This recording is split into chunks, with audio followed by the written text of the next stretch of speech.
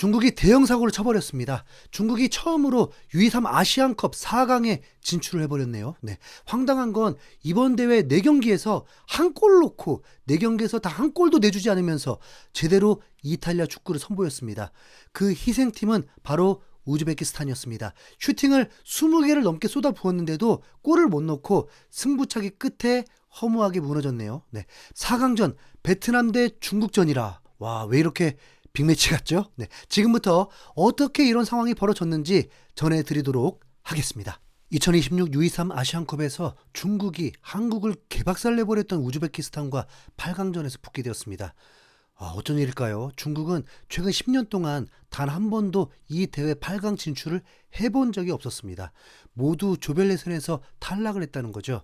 이번 대회에서 D조로 중국, 호주, 이라크, 태국과 한 조였는데 중국이 첫 경기 이라크와 비겨버리고 호주를 이겨버리는 대형 사고를 쳐버리면서 8강 진출 가능성을 높였고, 세 번째 경기 태국과의 경기에서도 무실점을 하면서 3경기에서 단 1실점밖에 하지 않았습니다. 중국의 짠물 수비만큼은 분명 인정하는 분위기입니다. 수비가 좋은 팀은 쉽게 패배하진 않죠. 우즈베키스탄은 전문가들의 평가로 우승 후보입니다. 한국, 이란과 같은 조였는데도 죽음의 조에서도 2승 1무로 조 1위로 8강에 진출하게 되었습니다. 한국보다 다 한 수 위였고 특히 과감한 공격으로 슈팅까지 마무리하는 건 매우 위협적이었습니다. 한국은 계속 되지도 않는 어설픈 티키타카로 공격을 하려고 하는데 도대체 감독이 뭘 하려고 하는 건지 이해할 수가 없었고, 이영표는 이렇게 최악의 축구는 정말 오랜만에 본다라고까지 평가했습니다. 우즈베키스탄이 잘해서 한국이 망한 건지 아니면 한국이 그만큼 최악이었던 건지는 이제 우즈베키스탄 대 중국의 경기를 통해서 확인할 수 있습니다. 이 경기에 관심을 가질 수 있는 이유는 또 있습니다. 이 경기에서 승리하는 팀이 바로 김상식 감독이 이끄는 베트남과 4강전을 치르기 때문입니다. 베트남은 박항서 감독이 이끌었던 2018 U23 아시안컵에서 준우승을 했을 때 우즈베키스탄에게 패배하면서 준우승을 했었습니다. 거기다 경기 자체가 사실 취소가 됐어야 마땅한 눈보라가 몰아치는 악조건 속에서 경기였고 공이 제대로 굴러가지도 않았을 정도였습니다. 어쨌든 베트남의 4강전은 분명 큰 의미가 생깁니다. 8년 전 복수할 수 있는 기회가 될 수도 있고, 아니면 베트남이 최소한 두려워하지 않고 붙을 수 있는 중국과의 경기가 될 수도 있습니다. 솔직히 중국이 올라오면 흥미롭긴 하겠지만 한국을 압살한 우즈벡을 보면 중국이 우즈벡을 이겨버렸으면 좋겠다는 또 바람도 생기더라고요. 전문가들은 대다수가 우즈벡이 중국을 이길 거라는 예측이었습니다. 중국은 이번 8강전을 치르기 전에 논란이 있었습니다. 중국의 3차전 태국전에서 비기기만 해도 조 2위가 되는 건 맞는데 태국을 이겨버리면 조 1위도 가능했기 때문에 충분히 도전해 볼 수 있었습니다. 그런데 태국은 주전 선수들 몇 명이 출전을 할 수도 없었는데도 승리하려는 태도도 보이지 않았습니다. 그래서 이미 한국이 조 2위가 된 걸 알고 있었고 한국을 피하기 위해서였다는 조롱하는 기사가 나오기도 했습니다. 근데 냉정하게 한국이 8강에서 차라리 호주에게 패배하고 탈락하는 게 낫지 중국에게 패배하고 탈락하는 건 정말 상상만 해도 끔찍합니다. 네. 한국은 11월 연습 경기에서 중국에게도 패배를 했었습니다. 그런데 만약 중국이 최선을 다했는데도 태국에게 골을 넣지 못했던 거라면 우즈벡을 상대로도 골이 나오는 건 어렵지 않을까요? 네. 전반전 경기는 예상대로 우즈벡이 주도를 했습니다. 그런데 중국이 이 정도로 수비가 좋을 줄은 몰랐습니다.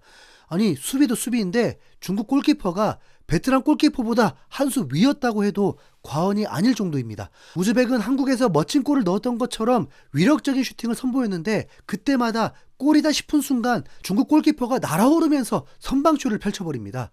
골대도 맞고 나고요. 중국은 대놓고 라인을 내리기도 했는데 질식 수비에도 우즈벡은 기회를 잘 만들었습니다. 우즈벡이 이 이상 더 잘하는 것도 말이 안 됐습니다. 우즈벡은 전반의 슈팅이 그냥 골이 나오지 않았습니다.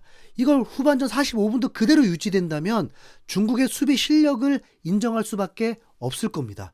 중국 축구가 발전하기 위해서 무엇이 필요한지를 배워 나가는 것 같습니다. 중국은 전반에만 11개 슈팅에 유효 슈팅 5개를 허용했습니다. 점유율은 거의 우즈베키스탄이 80%에 육박했습니다.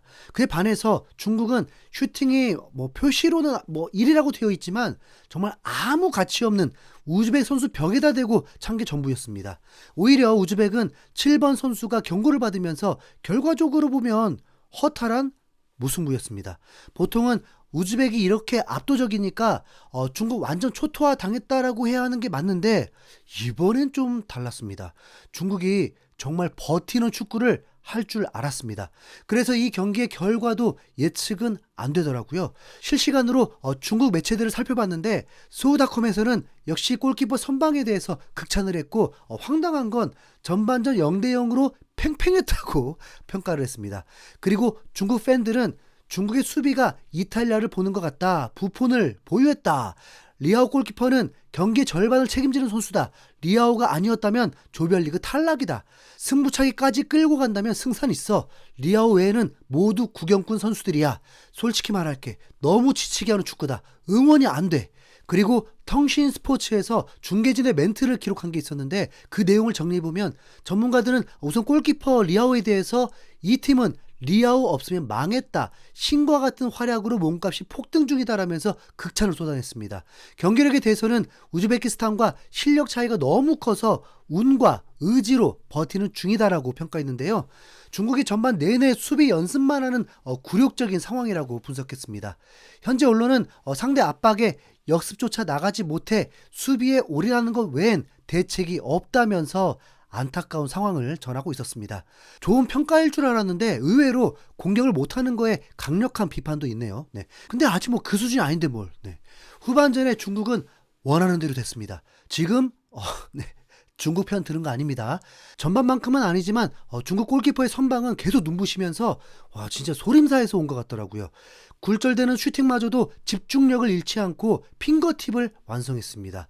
중국은 아예 공격이라는 게 없다고 보면 되고 우즈베키스탄도 지쳐서 날카로움은 떨어졌습니다. 오히려 후반 막판에 자칫 중국이 페널티킥을 얻어낼 뻔했습니다. 양팀은 연장전까지 치르게 되었습니다. 황당하네요. 4경기 중에 3연속 연장전입니다. 이러면 최소한 베트남에게는 매우 희소식이죠. 연장전을 치르면서 분명 부담스러웠는데 오히려 하루 더 쉬면서 확실히 유리한 상황이 되었습니다. 보통 이럴 때 세트피스 통해서 기적의 한 골이라도 나오고 하던데 이 지루하고 보기 힘든 경기는 결국 승부차기까지 오게 되었습니다. 중국 4경기에서 1실점, 일본만큼의 수비력인데요. 우즈벡 대 중국의 8강전은 최종 중국이 되었습니다.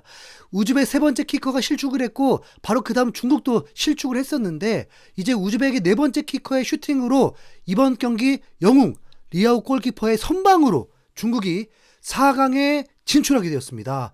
이게 무슨 일입니까? 4경기에 한 골 넣고 4경기 무실점으로 4강 진출이라뇨. 축구 이런 역사가 있나요? 베트남의 4강전 상대는 중국이 되었습니다. 이상 흰수염고래였습니다. 감사합니다.